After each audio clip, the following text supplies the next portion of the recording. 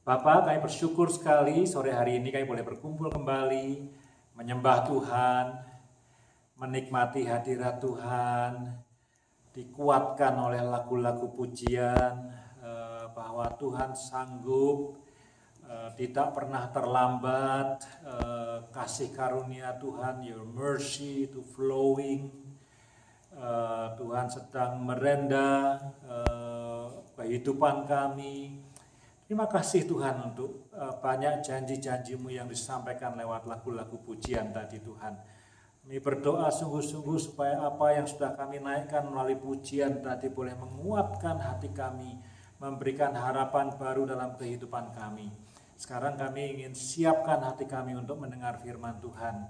Berbicaralah kepada kami Tuhan, berbicaralah pribadi kepada pribadi demi pribadi Tuhan. Supaya kami tambah dikuatkan lagi, tambah diberi pengharapan lagi, dan diberi tuntunan bagaimana kami harus hidup sebagai anak-anak Tuhan.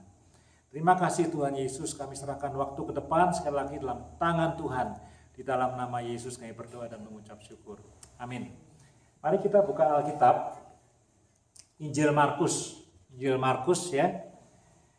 Injil Markus, ini tentang orang buta disembuhkan. Orang buta disembuhkan, namanya Bartimeus, ya, Bartimeus. Bar itu anak, ya, artinya. Jadi kalau Bartimeus itu kayak, sebetulnya itu bukan namanya dia. Bar itu kayak bin, ya, Ali bin siapa gitu ya, Eri bin siapa. Jadi Eri anaknya siapa. Jadi Bartimeus itu sebetulnya anaknya Timeus, ya, namanya dia siapa saya tidak tahu ya. Ya Bartimeus, ya kita baca nih ya. Lalu sebelum baca ya, kalau yang punya Alkitab supaya nanti di rumah kalau baca Alkitab tidak bingung. Di situ ada paralelnya dia Matius 20 dan Lukas 18, tapi nanti saya jelaskan. Ya. Lalu tibalah Yesus dan murid-muridnya di Yeriko. Ya, di kota namanya Yeriko. Yeriko ini kota yang terkenal. Zaman Perjanjian Lama temboknya pernah diruntuhkan. Dan ketika Yesus keluar dari Yeriko, ya menuju kemana? Menuju ke Yerusalem, karena ini menjelang kematian Tuhan Yesus. Pasal 11 itu Yesus dilulukan di Yerusalem, Hosana, Hosana, naik keledai itu ya. Ini sudah approaching kematiannya, ya, kematian Tuhan Yesus, ya. Minggu lalu yang datang di ibadah ini tahu, saya sudah cerita semua pemberitaan kematian Yesus yang pertama, yang kedua, yang ketiga gitu ya. Nah, keluar dari Yeriko menuju Yerusalem. Jadi Yeriko itu seperti kalau ini Calgary, Yeriko itu Okotoks gitu ya. Dia sudah mau masuk Calgary ya, atau Edrei, kota tetangga dari Yerusalem, kota yang besar ya. Bersama-sama dengan murid-muridnya dan orang banyak yang berbondong-bondong, ada seorang pengemis yang buta bernama anak Timeus, Bartimeus, ya, bin Timeus, ya, anak Timeus, ya, diulangi, duduk di pinggir jalan. Ketika didengarnya bahwa itu adalah Yesus orang Nazaret, ini setiap kata dalam perikop ini punya arti yang luar biasa. Ketika didengarnya bahwa itu adalah Yesus orang Nazaret, mulailah ia berseru, Yesus anak Daud. Dia berseru bukan Yesus orang Nazaret, tapi dia berseru Yesus anak Daud, kasihanilah aku. Bahasa Inggrisnya tadi lagu pertama yang dipilih Raymond tentang mercy. Have mercy on me, kata orang buta itu, kata Bartimeus itu, ya. Banyak orang menegurnya supaya ia diam. Namun semakin keras ia berseru, anak Daud, kasihanilah aku. Lalu Yesus berhenti dan berkata, tentunya Yesus irritated ya. Irritated itu artinya dia dengar teriakan itu, dia berhenti dan berkata, panggillah dia. Lalu mereka memanggil orang buta itu. Mereka itu siapa? Ya murid-muridnya, ya orang-orang yang di sekitarnya Tuhan Yesus. Dan berkata kepadanya, kuatkan hatimu, maksudnya bersemangatlah, berdirilah. Karena apa? Itu orang manggil kamu tuh, Yesus manggil kamu. Lalu ia menanggalkan jubahnya. Ya, kita ngomong soal jubah lagi. Ia segera berdiri dan pergi mendapatkan Yesus. Tanya Yesus kepadanya, apa yang kau kehendaki supaya aku perbuat bagimu? Jawab orang buta itu, Rabuni, ya, Rabuni, supaya aku dapat melihat. Ini kata-kata yang menarik ya. Tuhan pernah ngomong apa? Talitakum, ya, itu bahasa-bahasa Aramaik, ya. Rabuni, maksudnya apa? Supaya aku bisa melihat. Lalu kata Yesus kepadanya, pergilah, imanmu telah menyelamatkan engkau. Pada saat itu juga melihatlah ia, lalu ia mengikuti Yesus dalam perjalanannya. Jadi imanmu bukan menyembuhkan engkau, meskipun orang Buddha itu sembuh. Tapi kalau dalam Alkitab Indonesia, imanmu menyelamatkan engkau, ya. Mungkin terjemahan yang paling baik, imanmu make you whole, make you fulfill, kamu dipulihkan. Jadi bukan cuma kesembuhan secara fisikal, tapi kamu dipulihkan menjadi utuh kembali, from a broken individual menjadi individual yang utuh, yang dipulihkan, ya. Nah, sebelum kita bahas ya satu persatu, saya mau kasih penjelasan dulu. Firman ini bisa dikhotbahkan dengan bisa jadi tiga khotbah gitu, ya, tiga khotbah ya. Khotbah pertama, saya akan menekankan di khotbah yang kemungkinan pertama ini. Hari ini saya mau lihat tentang imannya Bartimeus, ya, karena imanmu menyelamatkan kamu, imanmu memulihkan kamu, ya, menyembuhkan, tapi lebih dari menyembuhkan, imanmu itu membuat kamu yang tadinya broken kemudian menjadi utuh, ya. Jadi betul-betul khotbah tentang situasi Bartimeus dan bagaimana dia dipulihkan. Itu kemungkinan pertama. Kemungkinan kedua, pakai rohani, ya. Ini buta, ini bukan buta jasmani tapi buta rohani. Ya, itu make sense sekali, ya. Banyak ayat-ayat di dalam Alkitab kita kalau kita bicara soal orang buta disembuhkan, orang tuli disembuhkan, maka buta dan tulinya bukan sekedar jasmani, rohani, ya. Ada tuh orang yang suka khotbahnya begitu, ada, enggak salah loh, ya. Itu jadi gambaran itu bukan hanya supaya yang buta itu melihat, tapi supaya yang rohaninya buta juga rohaninya bisa melihat. Contohnya Billy Graham, ya. Saya tidak bilang Billy Graham selalu spiritualizing the text, tapi semalam saya dengerin khotbah Billy Graham dari ayat yang sama ini, ya. Jadi Billy Graham melihat bahwa ini tentang spiritual blindness, ya. Jadi kalau ada kesembuhan, maka kesembuhan yang lebih penting itu bukan physical, mata jasmani, tapi mata rohani supaya bisa ketemu Yesus. Lalu Billy Graham cerita begini, you see, orang ini bukan cuma buta, tapi miskin. Buktinya apa? Kan mengemis tadi kan ditulis kan, dia mengemis kan. Orang mengemis kan pasti miskin, ya. Lalu Billy Graham pakai ayat, apa gunanya kamu memiliki seluruh isi dunia ini kalau tidak punya Yesus? Artinya apa? The most important itu bukan mata ini melek, tapi mata ini melek. Itu yang paling penting. Ya, itu kemungkinan kedua. Itu juga khotbah yang bagus. Orang-orang yang hatinya berkobar-kobar untuk evangelism, untuk penginjilan, maka akan memakai ayat ini. Yang penting bukan mata jasmani, tapi mata rohani. Itu kemungkinan ketiga. Ya, Injil Markus itu terkenal sebagai Injil yang bukan terkenal. Majority percaya Injil Markus itu Injil yang paling mula-mula. Sebelum Matius ditulis, sebelum Lukas ditulis, ada Markus duluan. Gara-gara dia Injil mula-mula, ya, maka salah satu karakteristik dari Injil Markus itu belum diedit.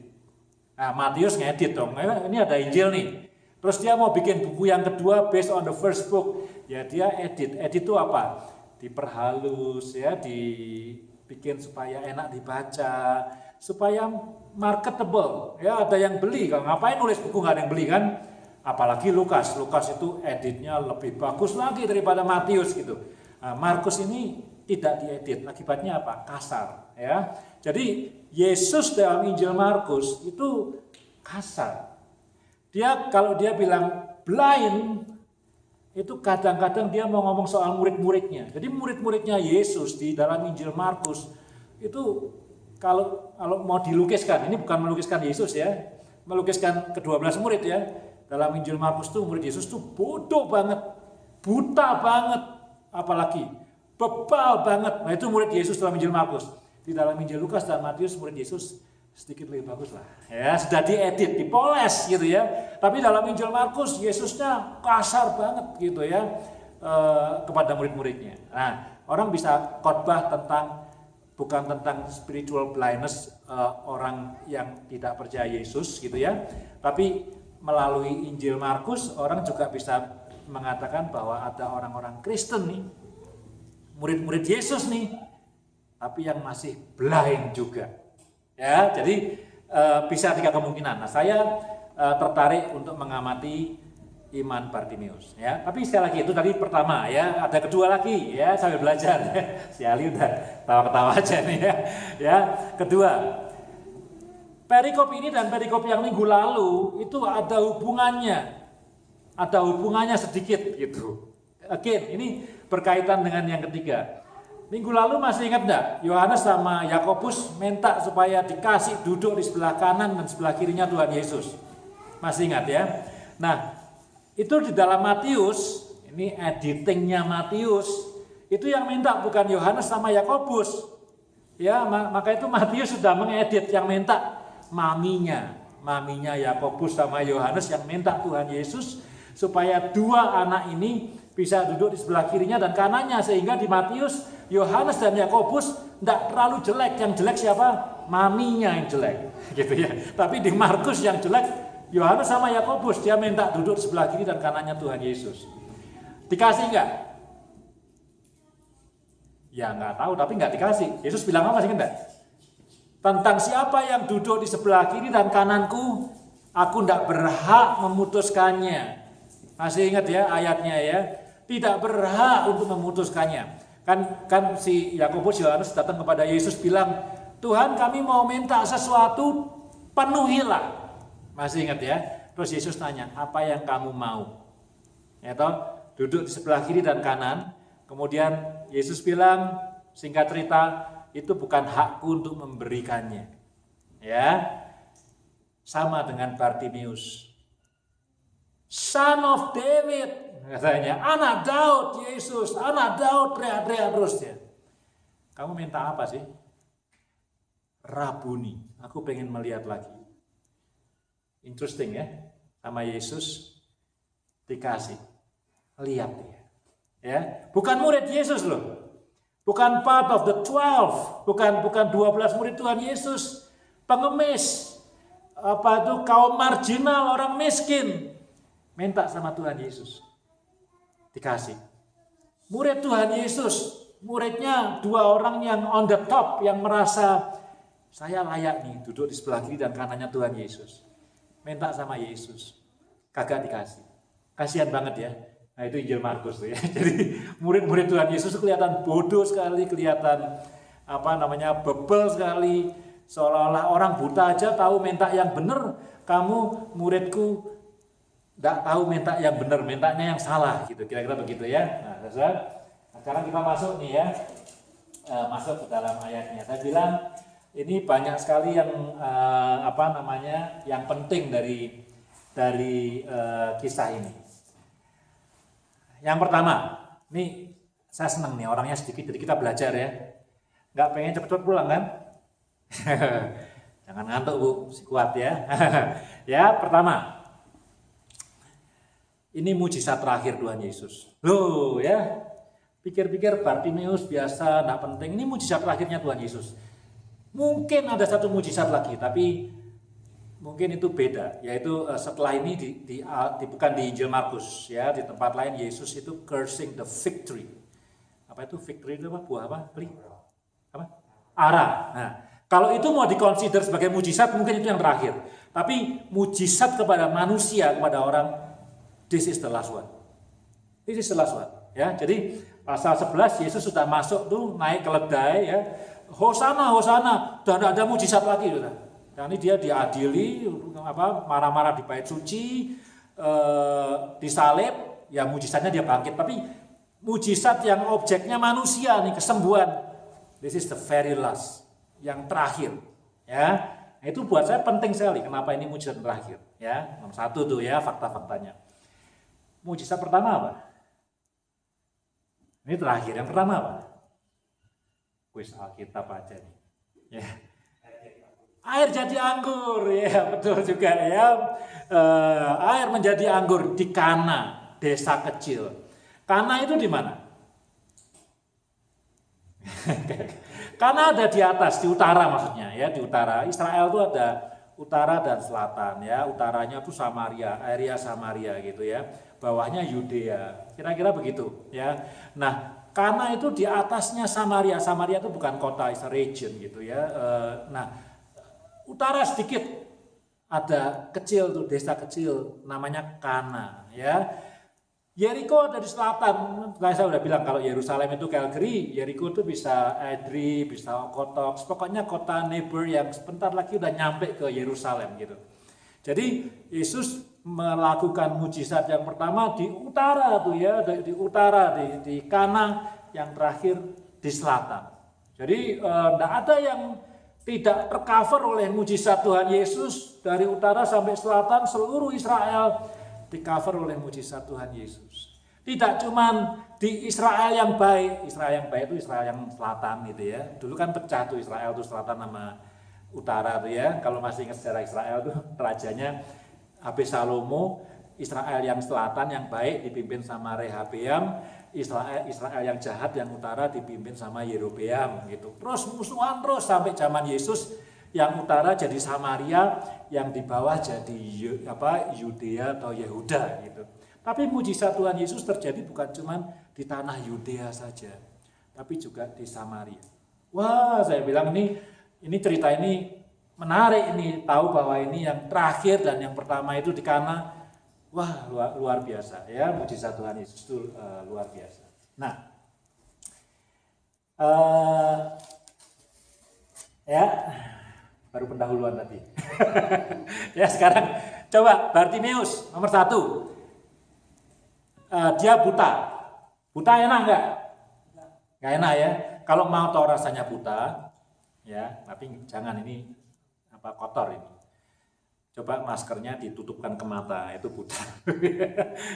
Terus coba ya, yang di masker bukan mulutnya tapi matanya, pakai ambil kain gitu yang gelap ya. Kalau masker ini mungkin tetap bisa lihat kali ya. Mesti ambil kain yang gelap. Sayang kita ini dalam keadaan COVID. Kalau ini nggak ada COVID gitu, khotbahnya pakai praktek. Ya, saya bawain kain-kain hitam gitu, kita tutup, coba jalan-jalan di sanctuary ini. Rasanya seperti apa ya? Nggak enak orang buta. Ya apalagi kalau butanya, saya bayangkan orang-orang kayak Stevie Wonder gitu yang nyoba berkali-kali tidak bisa sembuh.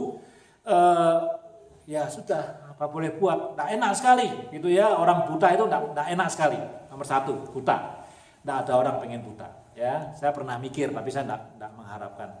Kalau saya harus cacat gitu, kalau sampai harus cacat gitu ya, maka mungkin yang pilihan terakhir saya adalah buta. Mungkin pilihan saya terakhir ya, tapi saya tidak mau milih apa-apa.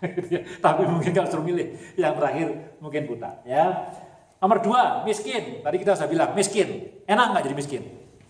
Nggak enak lah. Mana ada yang mau jadi miskin? Nggak ada yang mau jadi miskin, betul nggak? Ya, pengemis nggak ada yang mau jadi miskin ya. Jadi buta, miskin. Apakah buta sama miskinnya ada hubungannya? Ya bisa jadi. Buta kan susah kerja. Pasti susah kerja ya, bisa jadi kaya seperti Stevie Wonder. Seperti Ray Charles gitu ya, jadi ingat ya, zaman kan Raymond ini kasih nama Ray gara-gara Ray Charles nih. Jadi main piano enggak ya. Jadi kalau bisa jadi artis yang terkenal ya boleh ya, tapi siapa yang mau kaya dari buta? Juga nggak mau ya. Kalau boleh milih ya mendingan miskin tapi melek daripada kaya buta. Ini sudah buta, miskin lagi. Ya, yang ketiga apa kalau buta sama miskin? Hopeless lah hidupnya helpless dan hopeless saya bilang. Ya, enggak ada masa depan. Siapa yang mau nikah sama dia misalnya? Ya, buta, miskin lagi. Hampir enggak ada yang mau gitu ya. Punya masa depan enggak? Adalah masa depan apa untuk orang buta miskin? Dia cuma ngemis aja. Even ngemis kalau ada orang yang ngasih dia $1.000, dia juga enggak bisa lihat uangnya. Dicuri orang juga dia pasrah saja, helpless, hopeless. Itu situasi yang dihadapi oleh Bartimeus. Ya, jadi tadi Raymond waktu memimpin pujian dia ngomong di antara lagu, mungkin hari ini ada di antara kita yang punya masalah, yang bergumul ini, bergumul itu dan segala macam.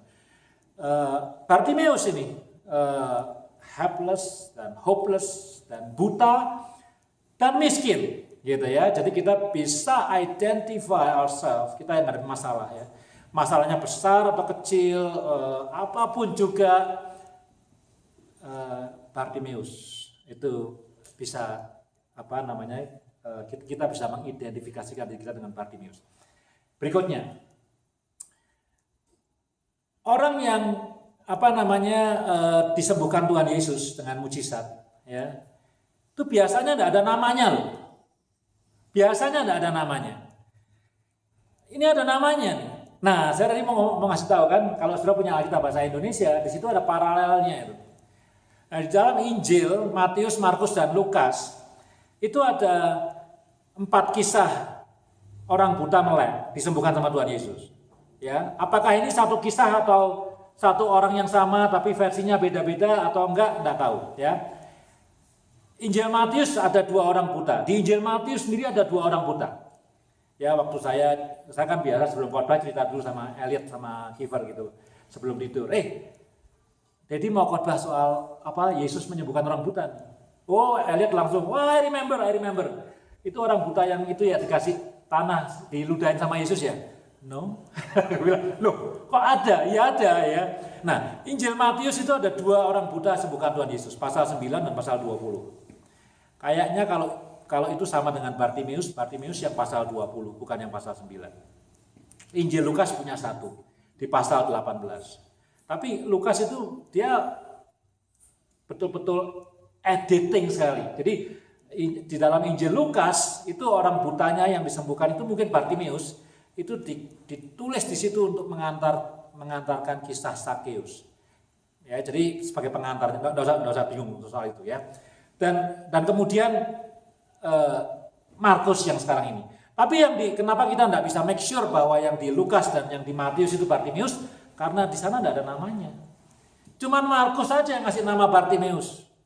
Gitu ya. Jadi mujizat terakhir dikasih nama lagi, orangnya itu Bartimeus. Nah, sesudah kalau ada nama orang disebut, maka kemungkinannya ya namanya penting gitu kan. Kalau namanya nggak penting ya nggak disebut nggak apa-apa gitu ya. Tapi kalau namanya penting ya mungkin disebut. At least bapaknya penting. Timeus ini penting ini kalau bukan bukan dianya penting, maka bapaknya penting. Mungkin bapaknya penting. Sampai ditulis bukan cuma Ali tapi Ali anaknya siapa gitu. Jadi bapaknya mungkin somehow penting gitu ya. Bartimeus ini penting ya, Saudara. Ini kalau saya khotbah hal ini, wah luar biasa yang Raymond bilang, kalau kita ada masalah relationship, kalau ada apa gitu ya, it's individual. Setiap individual kita ini ya, kita jemaat House Voice dan Calgary, kita yang mendengarkan khotbah kita ini orang yang penting di hadapan Tuhan. Ya, saya masih ingat waktu kita doa malam terakhir tanggal 31. Esther kasih ayat apa itu dari Yesaya ya. Aku memanggil namamu. Waduh ya. Jadi Tuhan memanggil nama kita. Tasya, Rebecca, Raymond, Felicia, Au, Ali, saya, Bu Kitty, Pak Rudi. Saya urutin dari yang muda sampai yang tua loh. Kayaknya enggak deh. Raymond sama Felicia tua mana? Ketuker tadi. Anyway, ya, apa Bartimeus ya, kita itu penting gitu di hadapan Tuhan ya. Tuhan memanggil kita dengan nama kita. Nah, itu sekedar menjelaskan dulu situasi Bartimeus ya, yang buta ya, very uncomfortable, yang miskin, double uncomfortable, dan kemudian juga helpless dan hopeless, tidak punya masa depan apa-apa. Tapi imannya itu mengubah hidupnya. Nah, maka itu inti khotbah hari ini adalah iman seperti apa gitu ya, yang dimiliki oleh Bartimeus. Nah, iman yang seperti apanya itu, saya bilang hari ini saya excited untuk khotbah, bukan cuma 3 poin, tapi ada 7 poin. Ya, tapi ini ketika saya menyiapkan khotbah ini, saya ingat Ali Bible Study Yakobus. Di Yakobus dikatakan apa? Iman tanpa perbuatan mati, right? Jadi apa yang kita pelajari, 7 hal yang kita pelajari sekarang ini adalah apa yang diperbuat oleh Bartimeus. Sehingga imannya itu tidak mati gitu. Sehingga imannya itu kalau Alkitab LAI berkuasa menyelamatkan dia. Kalau Alkitab yang tadi saya sebut versi yang dalam bahasa Inggris itu memulihkan dia, make you tadinya broken dan kemudian whole, fulfill, punya harapan, punya masa depan. Bukan cuman matanya melek, tapi bisa bekerja, bisa bangun keluarga, bisa punya anak nantinya dan seterusnya dan seterusnya. Ya, nih imannya yang nomor 1. Ya, nomor 1, Bartimeus itu mujizat terakhir. Ya, tapi dia tahu siapa Yesus meskipun dia buta. Bagaimana dia tahu tentang Yesus? Ya tidak ada yang tahu. Ya, mungkin Yesus orang yang terkenal, mungkin sudah banyak orang yang sakit sembuh. Ya, ada yang nggak bisa lompat ke kolam, masih ingat itu kolam Bethesda, disembuhkan Tuhan. Dia bilang setiap kali mau lompat telat keduluan orang lain. Ada yang tuli sembuh, ada yang buta sembuh, ada yang mati bangkit. Ya rumor gitu, rumornya adalah Yesus. Yesus itu siapa? Kata Bartimeus, aku tidak bisa lihat. Yesus itu orang Nazaret gitu. Dia orang Nazaret, dikenalnya sebagai orang Nazaret. Dia pintar bikin mujizat gitu ya. Nah, Bartimeus itu punya pengharapan, ya, punya dream, punya impian. Meskipun dia buta, dia bisa mimpi. Ini menarik loh ya. Orang buta bisa mimpi. Jangan lupa ya, mimpi beneran, tidur mimpi bisa meskipun dia buta. Barangkali saya bayangkan that's the only beauty yang dia bisa lihat ketika dia itu mimpi. Jadi Bartimeus itu punya mimpi untuk ketemu Yesus, sehingga ketika Yesus itu lewat di Yeriko, tempat dia mangkal mengemis itu, ketika Yesus lewat gitu ya, terus dia kira-kira nih, kalau saya visualize, dia tanya siapa itu, kok ada keramaian itu, siapa itu? Lalu orang bilang itu Yesus orang Nazaret. Dan Bartimeus punya memori yang luar biasa, sehingga dia memanggil Yesus, meskipun dia panggilnya adalah Yesus Son of David, gitu ya. Jadi dia manggil. Kalau dia tidak tahu apa-apa tentang Yesus, ya, kalau dia tidak tahu apa-apa, kemudian itu rame-rame apa ya? Oh, Yesus orang Nazaret lewat. There is no point for him to call Jesus. Buat apa dia manggil Yesus? Misalnya, Yesus itu adalah petinju terkenal, kayak Muhammad Ali ya. Muhammad Ali kalau almarhum ya, sudah meninggal ya. Kalau dia lewat di kota Calgary, wah pasti semua orang akan datang. Kalau Yesus itu seperti Michael Jackson penyanyi lewat di Calgary, semua pasti ngerubutin gitu ya. Tapi has nothing to do with my blindness. Karena petinju sama penyanyi tidak bisa menyembuhkan aku. Tapi kalau dia dokter yang hebat atau pendeta pembuat mujizat lewat, nah mungkin Bartimeus akan panggil dia. Misalnya siapa pendeta siapa, panggil, dokter siapa, dipanggil gitu ya. Tapi Bartimeus tahu siapa Yesus. Jadi dia dengar-dengaran dia. Dia orang buta tapi dia tahu Yesus, sehingga dia mengatakan, Tuhan, Son of David. Gitu ya. panggil dia ribut gitu ya. Orang-orang ribut, dia lebih ribut lagi, sampai saya tadi bilang Yesus irritated dan dia stop dan dia mengatakan panggil dia kemari. Ya, jadi yang pertama tuh ya, imannya Bartimeus tuh iman yang berharap kepada Tuhan Yesus. Harapannya enggak pernah hilang, impiannya enggak pernah hilang gitu ya. Tapi dia terus berharap kepada Tuhan Yesus. The good news is this. The good news is this. Ya, not the good news. Good newsnya dia sembuh. Tapi even the better news, ya. Ini the last miracle of Jesus. The last miracle of Jesus. Ya. Jadi kalau saya mau bikin pengharapannya Bartimeus itu lebih hebat lagi, saya ingin mengatakan bahwa dia berharap sampai the last point, the last second, dia masih terus berharap sampai Yesus mau disalib. Meskipun dia buta, meskipun mungkin dia tidak tahu kapan Yesus akan disalib, tapi at the end pengharapannya itu menghasilkan buah.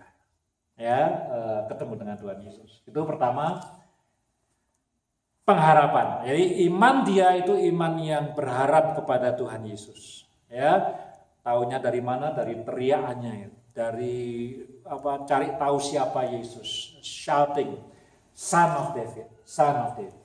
Yang kedua, sekarang kita lihat Son of David. Ya, dalam Injil Matius, Son of David itu muncul 7 atau 8 kali. Injil Matius senang banget sama Son of David, ya. Tapi dalam Injil Markus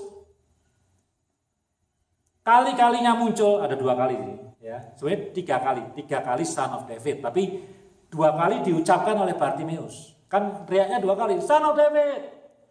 Semua quiet, be quiet, diam loh. Dia teriak lagi, Son of David. Ya, udah 2 kali kan. Jadi 2 kali muncul dari mulutnya Bartimeus. Yang ketiga muncul dari mulutnya Tuhan Yesus. Markus 12 ayat 35. Baca sendiri ya. Tapi ada orang lain mengatakan kepada Yesus, Son of David. Ya, di Injil Markus cuma ini aja sekali ini. Jadi orang bilang ini di otentik. Saya baca saya lupa baca di mana gitu ya, katanya tunggu dulu sebelum katanya nih ya, Son of David, apa artinya Son of David ya? Son of David itu, nah di dalam Markus 12 ayat 35 yang ngomong Yesus nih, Son of David itu refer to Messiah, yang diurapi, yang dijanjikan. Jadi Bartimeus itu memanggil Yesus itu sebagai the Messiah. Yang orang Yahudi itu menolak. Orang Yahudi menolak bahwa dia itu Messiah. Son of David selain Messiah itu mengatakan bahwa Yesus itu royal, from the royal family. David, the king of Israel. Jadi dia ini keturunan dari Daud, raja, ya, raja. Kalau mau dirohanikan ya, raja atas hidupku. Jadi kalau dia manggil Yesus sebagai the Son of David, maka Bartimeus itu orang yang siap untuk menjadikan Yesus sebagai raja, Mesias, sebagai Mesias, gitu ya. Nah, saudara, tadi saya bilang ada satu artikel yang saya baca mengatakan bahwa dalam seluruh Injil, gitu ya, orang pertama yang mengatakan bahwa Yesus adalah Mesias, siapa itu? Masih ingat? Petrus, right? Kamu adalah Mesias, anak Allah yang hidup. Ya, nah, orang yang nomor 2, and the only person, itu Bartimeus. Wah, luar biasa. Maka itu nih orang penting banget nih. Penting, setelah Petrus cuma dia yang ngomong Son of David, gitu ya. Tentu menurut Injil Markus, ya. Nah, itu iman yang kedua, ya. Iman yang kedua adalah yang membuat iman itu bisa menyelamatkan, karena imannya Bartimeus itu mengakui Yesus sebagai Mesias. Jadi dia tahu bahwa Yesus itu bukan cuma guru, bukan cuma ahli mujizat, bukan cuma anaknya Yusuf, tapi dia anaknya Daud. Dia ini royal, dia ini Mesias yang menyelamatkan, yang diutus, yang dikirim, yang diurapi. Juru selamat adalah si Yesus itu. Itu yang kepercayaannya Bartimeus. Dan tentu bukan cuma itu, karena dia ingin mengatakan bahwa engkau adalah rajaku, raja atas hidupku. Karena dia adalah keturunan Daud. Itu yang kedua ya. Yang ketiga, di lagunya Raymond ya. Have mercy on me. Nah, ini saya agak sedikit bias nih, tapi well that's good ya. Have mercy on me. Jadi yang diminta sama Bartimeus itu apa? Mercy. Ya, jadi dia nak minta justice. Ya, misalnya, Tuhan kamu kok enggak adil? Kalau katakanlah Bartimeus ini punya sibling, ya. Kenapa siblingku melek? Kok aku buta? Minta justice, nah, gitu ya. Enggak, dia enggak minta justice, dia minta mercy. Ya. Justice itu you deserve. Jadi kalau Bartimeus ngomong give me justice, dia mau ngomong I deserve to see. Kenapa kok siblingku lihat? Kenapa kok my neighbor lihat aku enggak lihat? Kenapa kok ya ini kalau soal buta. Kenapa kok aku tuli dia enggak tuli? Kenapa kok aku miskin dan dia kaya? Kenapa kok dia sukses aku enggak sukses? Ya, kalau aku minta justice, itu kita mengatakan I deserve. I deserve untuk kaya seperti dia. I deserve untuk sukses seperti dia. Aku deserve untuk punya rumah sebagus rumahnya dia. Itu kalau kita minta justice. Tapi dia enggak. Aku enggak deserve. Aku perlu your mercy. Itu Bartimeus ya. Dia tahu dia enggak deserve tapi dia perlu the mercy of God supaya dia bisa melihat ya. What a humble faith. Saya bilang ini humble faith ya. Jadi faith-nya bukan cuma faith yang berharap, faith-nya bukan cuma faith yang ingin menempatkan Yesus sebagai raja, sebagai Mesias, sebagai juru selamat, tapi imannya, faith-nya adalah yang mengharapkan mercy.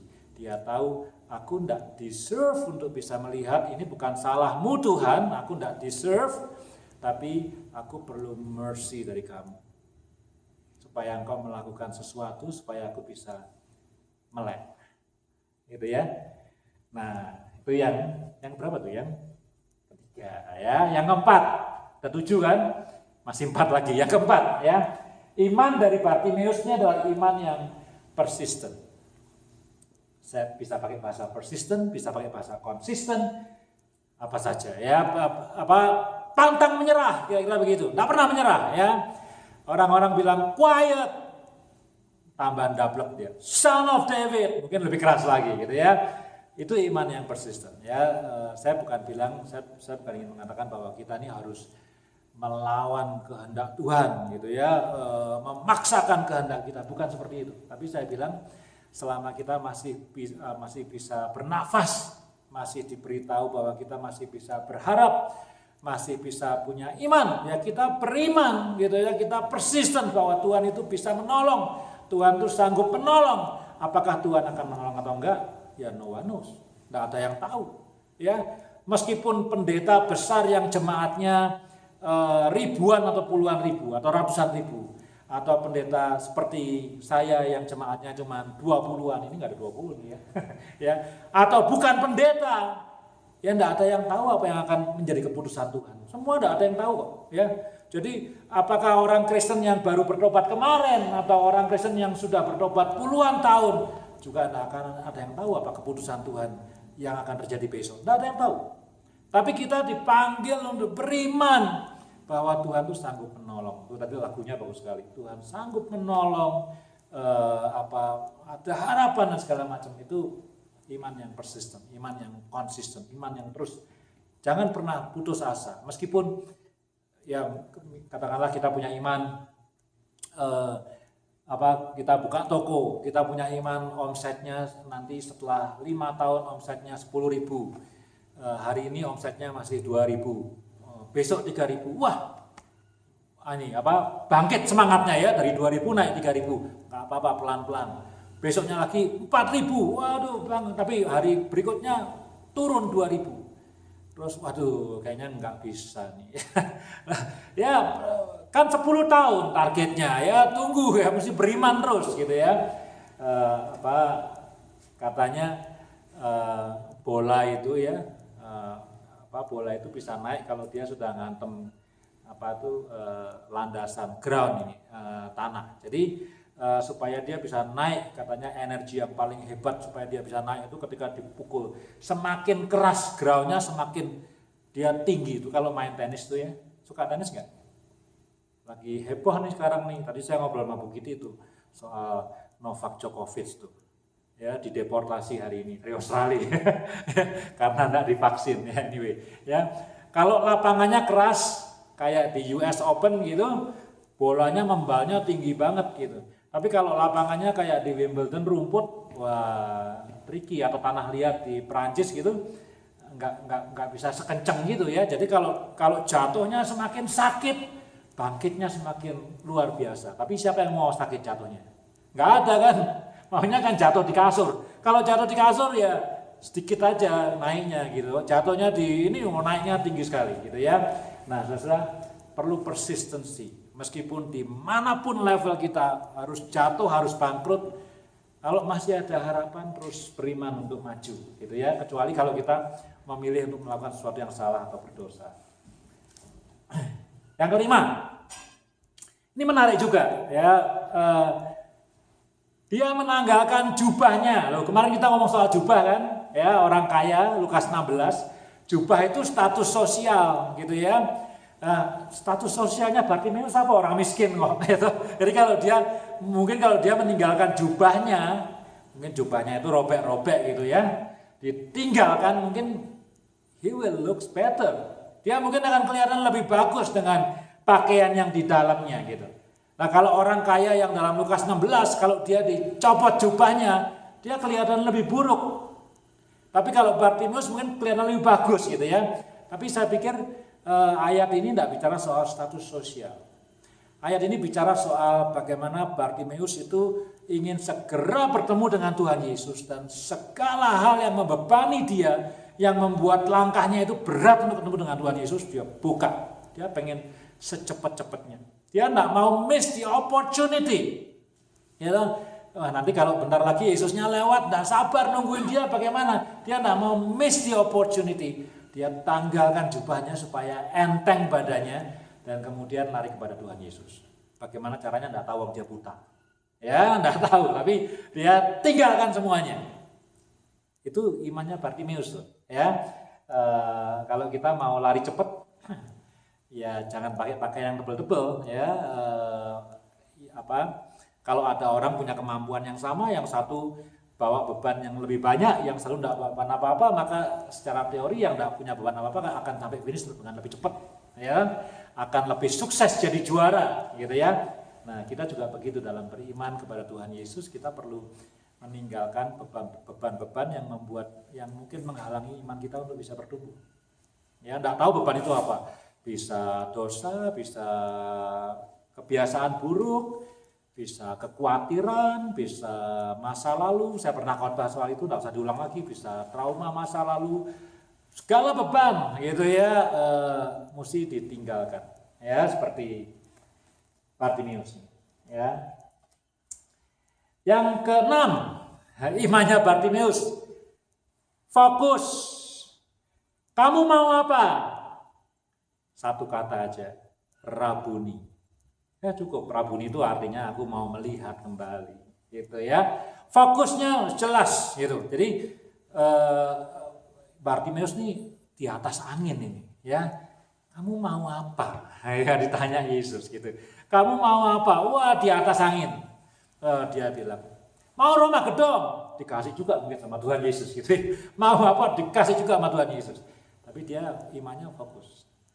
Dia teriak-teriak son of David, bukan supaya punya rumah gedong, bukan supaya punya mobil Ferrari, tapi supaya apa?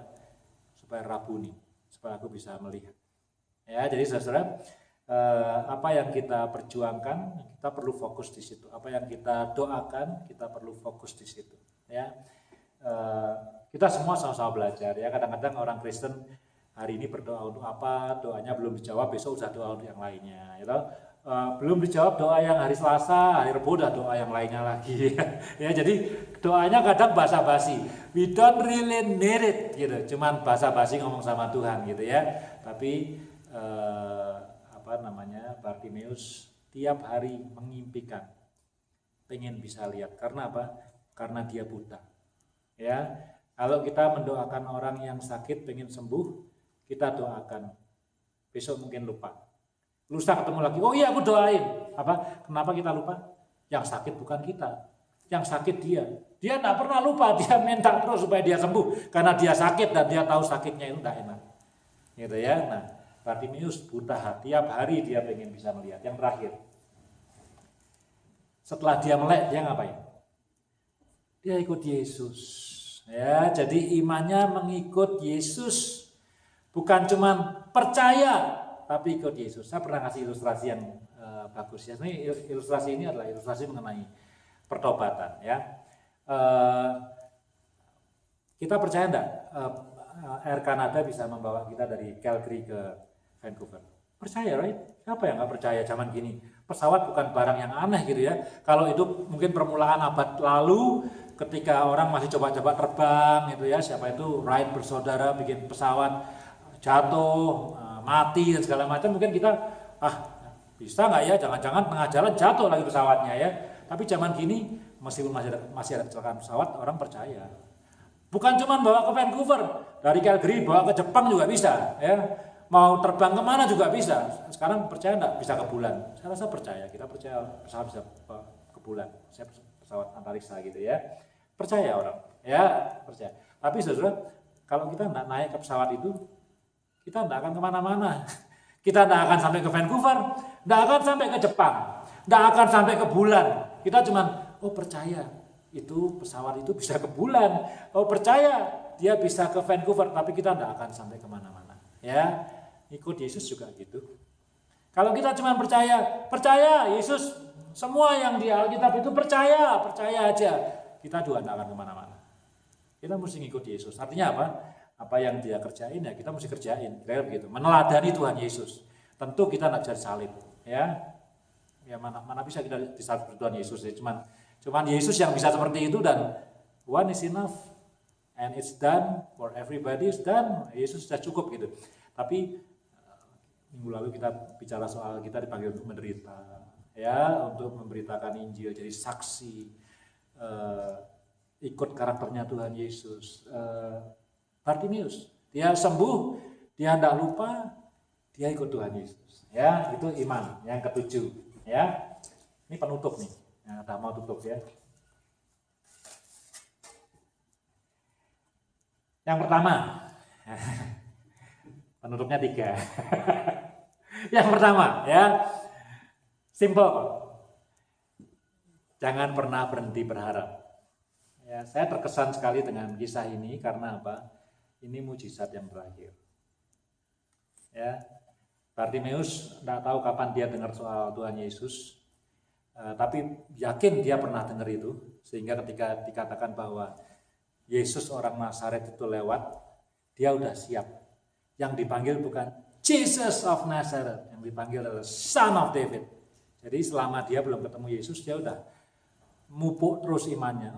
Ini the Messiah ini, ya. Padahal matanya buta, ya. Orang Farisi yang matanya melek tidak bisa lihat bahwa itu adalah Messiah, tapi Bartimeus bisa. Dia berharap.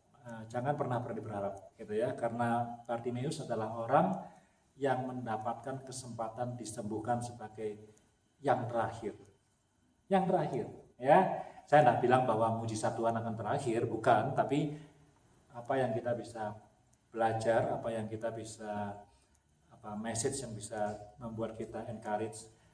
Jangan pernah berhenti berharap, jangan pernah berhenti beriman, meskipun tadi kalau buka toko revenue-nya naik turun gitu, berharap terus, beriman terus. Tentu pakai hikmat dan segala macam, tapi yang namanya beriman yang diajarkan oleh Bartimeus, terus berharap. Pengharapan itu selalu ada. Ya, saya ceritakan, saya ada di grup konseling itu dengan lembaga konseling keluarga kreatif. Sekarang motonya adalah harapan itu selalu ada. Nah, saya pikir betul itu, harapan selalu ada. Ya, terjadi atau enggak tahu saya. Ya, siapa yang tahu? Enggak ada yang tahu. Even the Pope enggak ada yang tahu. Tapi harapan itu selalu ada. Tinggal kita pilih, kita mau berharap atau mau sinking. Itu aja. Dan keputusan kita untuk berharap itu mengubah hidup kita. Fortunately. Terjadi atau enggak? Tidak ada yang tahu. Saya bilang, even the Pope tidak ada yang tahu. Terjadi atau enggak harapan kita. Tapi kalau kita berharap, attitude kita berubah, hidup kita berubah. Daripada kalau kita milih untuk sinking, tenggelam. Itu Bartimeus. Ya. Yang kedua, menguatkan bahwa Yesus itu God of miracles, right? Dari utara sampai selatan. Nah, dia hidupnya cuma situ aja kok. Dia kan Yesus tidak pernah ke Roma, tidak pernah ke Efesus. Yesus cuma di situ aja. Tapi dari Kana sampai ke Jericho sampai ke Yerusalem, miracles. Ya kan? Di Calgary bakal ada miracles nggak? Ada Calgary. Seluruh dunia kalau gitu ya. Ya, Yesus tidak pernah hidup di Calgary, tapi sekarang setelah Yesus naik ke surga, Roh Kudus dari mana-mana gitu ya, Tuhan di mana-mana. Jadi Yesus God of miracles.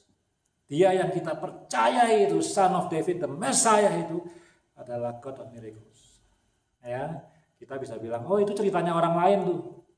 Kalau untuk saya sih nggak perlu miracles deh, nggak akan ada miracles buat saya. Well, if you decide to think like that,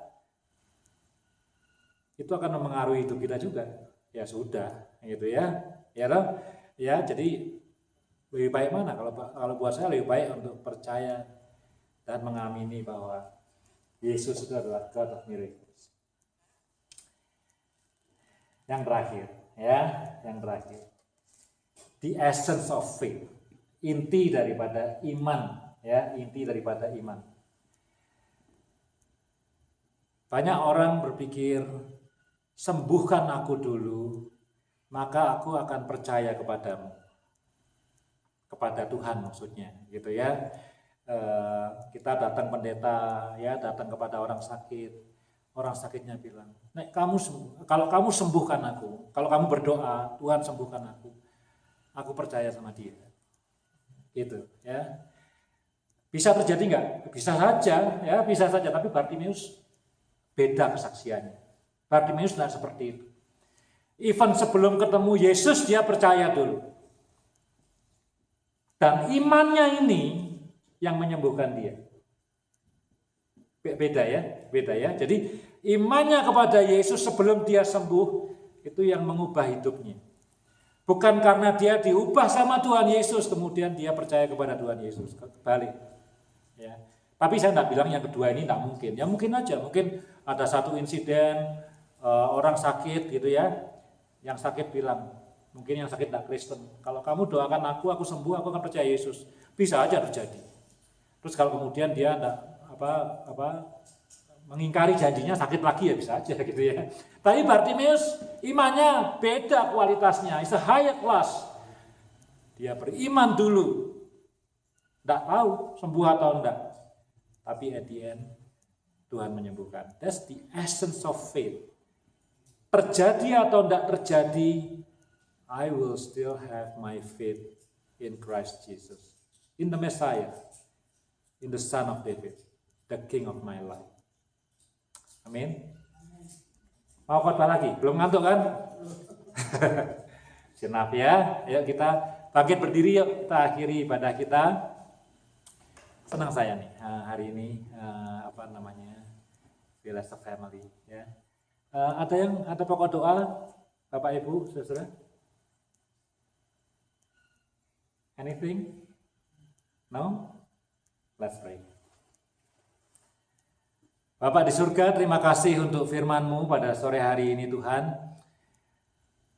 Terima kasih Tuhan, terima kasih. Terima kasih Tuhan. Kami, none of us, tidak satu pun dari kami yang bisa tahu apa yang akan terjadi. Apakah apa yang akan kami harapkan terpenuhi? Apakah yang kami impikan akan terjadi? None of us, siapapun kami tidak ada yang akan tahu Tuhan. Hanya Engkau yang tahu Tuhan. Tapi kami mau belajar seperti Bartimeus untuk beriman teguh dan berharap kepadamu, Son of David, the Messiah. persistently, consistently. Tolong Tuhan supaya bisa punya iman seperti itu. Karena kami tahu Tuhan pengharapan karena iman yang seperti itu menghasilkan kualitas hidup yang luar biasa. Tolong Tuhan Yesus, tolong seperti yang dikatakan Raymond tadi Tuhan, hamba berdoa untuk jemaat-Mu, untuk hamba sendiri juga untuk semua family yang ada di tempat ini, yang gak bisa hadir Tuhan. Kalau ada yang dalam keadaan seperti Bartimeus, sudah buta, miskin, helpless, hopeless, gak tahu masalahnya apa. Tuhan adalah jawaban. Kami percaya, kami beriman, kami berharap Tuhan adalah jawaban. Tuhan sanggup menolong. Terima kasih Tuhan Yesus. Terima kasih. Terima kasih. Kami juga ingin berteriak seperti Bartimeus. Kami ingin punya iman seperti Bartimeus. Bukan iman yang ngotot duduk di sebelah kiri atau di sebelah kananmu. Tapi iman yang berteriak, have mercy on me, have mercy on us. Terima kasih Tuhan Yesus, terima kasih. Jemaat, terimalah berkat Tuhan. Kiranya damai sejahtera dari Allah Bapa dan cinta kasih dari Yesus Kristus dan persekutuan dengan Roh Kudus boleh menyertai hidup kita dari sekarang ini sampai nanti Tuhan datang kembali. Amin. Amin.